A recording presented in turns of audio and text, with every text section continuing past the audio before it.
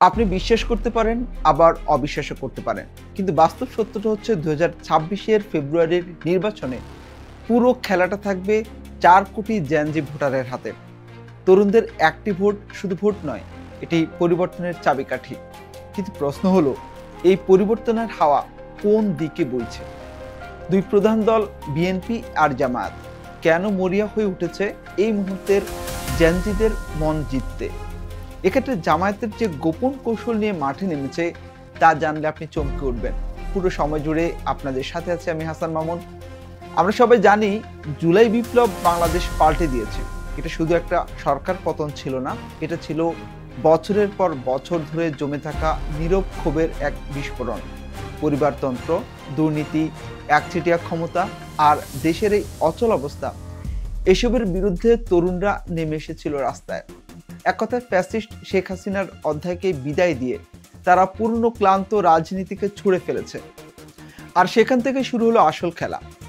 সামনে নির্বাচন, আর বিশেষজ্ঞরা বলছে এই নির্বাচনে আসল রাজা হবে তরুণ তরুণীরা। জানেন কি, এই মুহূর্তে ৪ কোটিরও বেশি জেনজি ভোটার আছে। এর মধ্যে অনেকে প্রথম ভোট দেবে, আবার অনেকে 18 বছর হওয়ার পরও এতদিন ভোট দিতেই পারেনি। তাই প্রথমবার ভোট দিতে আসা বিপুল সংখ্যক তরুণরাই ঠিক করবে আগামী ৫ বছর দেশ ঠিক কিভাবে চলবে। কিন্তু জেনজি প্রজন্ম এত সহজে খুশি হয় না। এদের অভিজ্ঞতা অনেক নির্মম। তারা দেখেছে ক্ষমতা যখন মানুষের সেবার বদলে ব্যক্তিগত সুবিধার যন্ত্রে পরিণত হয়, তখন রাজনীতি কতটা আকর্ষণ হারায়। তারা দেখেছে চাঁদাবাজির মহোৎসব, গেস্ট রুমে টর্চার আর দুর্নীতির লজ্জাজনক অবস্থান।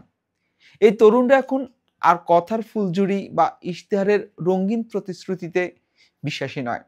তারা চায় পরিচ্ছন্ন, দক্ষ এবং দায়িত্বশীল নেতৃত্ব। কিন্তু এই প্রজন্ম বিশাল প্রত্যাশা পূরণে বিএনপি এখনো প্রথাগত, মানে আগের যে নিয়ম, সেই নিয়মেই তারা চাচ্ছে, চেষ্টা করে যাচ্ছে। তারা কনসার্ট করছে, সাংস্কৃতিক প্রোগ্রাম নিয়ে ব্যস্ত। কিন্তু এই জেনজি প্রজন্মকে কাছে টানার জন্য এটা কি যথেষ্ট? বিশ্লেষকরা উত্তর দিচ্ছেন, না, এটা যথেষ্ট নয়। জামায়াত এখানে নতুন খেলা খেলছে, যা পুরনো দৃশ্যপট বদলে দিয়েছে। তাদের ছাত্র সংগঠন ইসলামী ছাত্র শিবির, জুলাই বিপ্লবে যাদের ছিল ঐতিহাসিক ভূমিকা, তারা এখন পুরো দেশের ছাত্র সমাজের সাথে একটি গভীর সংযোগ তৈরি করে ফেলেছে। এটা এখন ওপেন সিক্রেট একটা বিষয়। আর এখানেই আসল চমক। ঢাকা বিশ্ববিদ্যালয় থেকে জাহাঙ্গীরনগর, রাজশাহী, চট্টগ্রাম, দেশের এই ৪টি কেন্দ্রীয় ছাত্র সংসদ নির্বাচনে শিবিরের হাতে এসেছে ৯০টিরও বেশি আসন।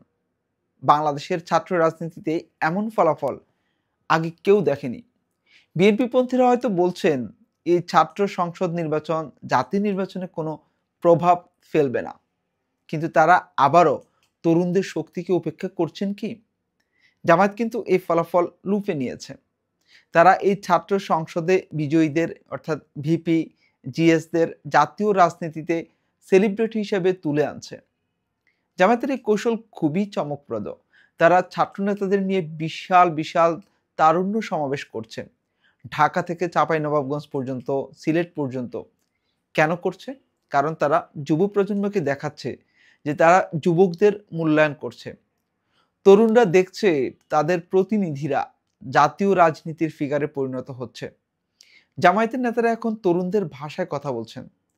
তাদের ইশতিহার তৈরি হচ্ছে যুবকদের মতামত নিয়ে। তারা বলছে, ভবিষ্যতের রাজনীতি হবে কথায় নয়, কাজে বিশ্বাসী। ক্ষমতার অপব্যবহার নয়, ক্ষমতা হবে জনকল্যাণমুখী। ভয় দেখিয়ে নয়, অংশীদারিত্বের মাধ্যমে পরিচালিত হবে। তাই জামায়াত এমন একটি সময় নির্বাচনে অংশ নিতে যাচ্ছে যখন জুলাই বিপ্লবের প্রতিনিধিরা এবং ছাত্র সংসদের আইকনরা তাদের সাথে আছেন। এই পজিটিভ ক্রেজকে তারা সর্বতোভাবে কাজে লাগানোর চেষ্টা করছেন।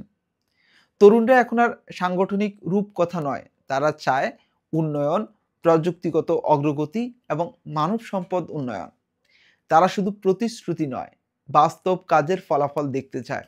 তরুণদের এই ভাষা বুঝতে পারবে যারা, ঠিক আগামী রাজনীতিতে তারাই ভালো করবে। আপনার কি মনে হয়, আগামী নির্বাচনে এই ৪ কোটি জেনজি ভোটার কোন দিকে ঝুঁকবে? জামায়াতের এই গোপন কৌশল কি সত্যি সত্যি ২০২৬-এর নির্বাচনকে উল্টে দিতে পারে? এ বিষয়ে আপনার মতামত এখনই কমেন্টে জানান। এই বিশ্লেষণটি যদি আপনাকে ভাবিয়ে তোলে, তবে অবশ্যই শেয়ার করুন আপনার বন্ধুদের সাথে। ঢাকা নিউজের সাথে থাকুন। ধন্যবাদ।